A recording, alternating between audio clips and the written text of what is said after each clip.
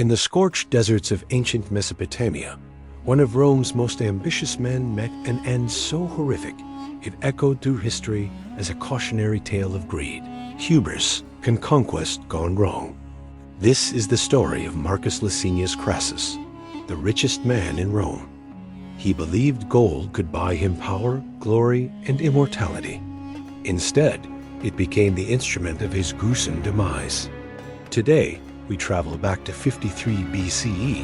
to witness how the pursuit of wealth led to one of Rome's greatest military disasters and a death so symbolic it still haunts us thousands of years later. Marcus Licinius Crassus was no ordinary Roman senator. He was the banker of an empire. His fortune so vast it propped up armies and financed political careers. Together with Pompey the Great and Julius Caesar, he formed the first triumvirate, three men who effectively ruled Rome. Yet Crassus was painfully aware of how others saw him, not as a warrior or a statesman, but as the money man, a third wheel in an alliance built on military glory. While Caesar conquered Gaul and Pompey dominated the Mediterranean, Crassus seethed with envy. At 60 years old, he was determined to carve out his own legend, one built not just on gold, but on conquest. His eyes turned east toward Parthia, a kingdom of unimaginable wealth, controlling the Silk Road and the spice trade. Conquering it, he believed, would make him not just rich, but immortal in Rome's history books. In 55 B.C.E., Crassus became governor of Syria. Ignoring the Senate's refusal to authorize his war, he planned his invasion in secret. Local commanders warned him. Parthians were no mere desert tribes. They were masters of cavalry warfare and experts at fighting in harsh terrain. Crassus dismissed them as cowards. Rome's legions had conquered Gaul, Carthage, and Greece. How could the East be any different? By 53 B.C.E., he had assembled a massive force, 7 legions around 40,000 men, plus thousands of cavalry and light infantry. Among them was his son Publius, a celebrated soldier who had fought under Caesar. Together, they crossed the Euphrates, pushing into Mesopotamia, taking cities and forts with ease. Victory seemed assured, but it was all a trap. Parthian General Surena lured them deeper into the desert, away from their supply lines, drawing them into open terrain perfect for Parthian cavalry tactics. Crassus thought he was chasing victory. He was chasing his own doom. On June 9th, 53 B.C.E., Crassus made his stand near the town of Carrhae.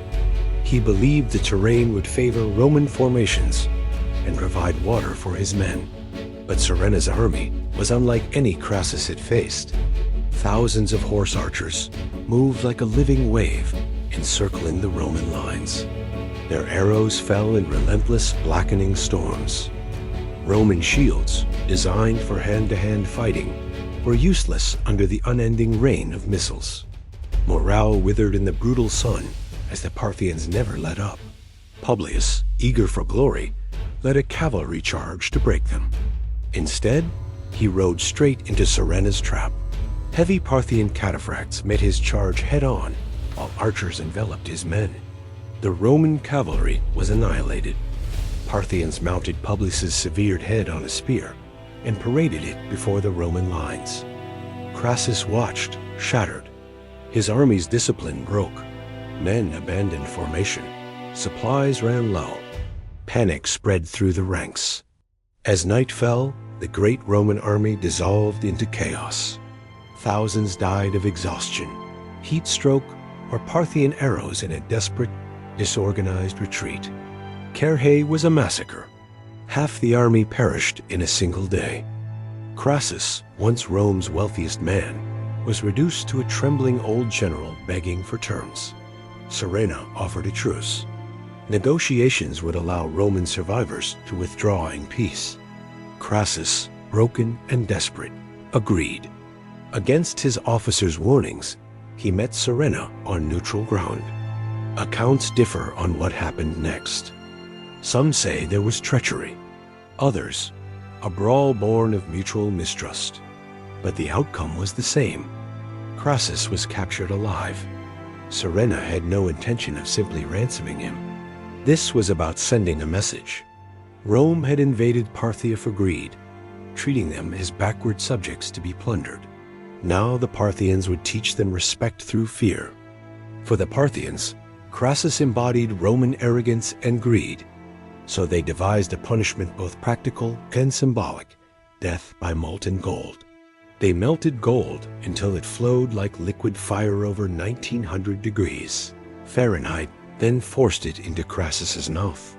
His screams were cut short as the metal burned through tongue, throat, and organs, ensuring the richest man in Rome died in agony. It was more than execution. It was theater. Parthian nobles and captured Roman soldiers watched in horror. The message was clear. To worship gold is to invite destruction by it. The mouth that promised conquest was silenced forever by the treasure it craved. Legends say Crassus's severed head was later sent to the Parthian king, even used in theatrical performances, mocking Roman pride. News of Carrhae and Crassus's death shook Rome to its core. The myth of Roman invincibility lay broken in the desert sands. The first triumvirate collapsed without Crassus's wealth to hold it together. Pompey and Caesar turned on each other, plunging Rome into civil war. For generations, Rome approached the east with caution, wary of Parthian power. Military manuals were rewritten to avoid another Carrhae. But Crassus's story endures beyond tactics and politics. It's a timeless warning. Unchecked greed blinds even the powerful. Ambition without wisdom destroys empires and lives. Even today, the image of molten gold being forced down the throat of Rome's richest man remains a chilling reminder of the price of hubris.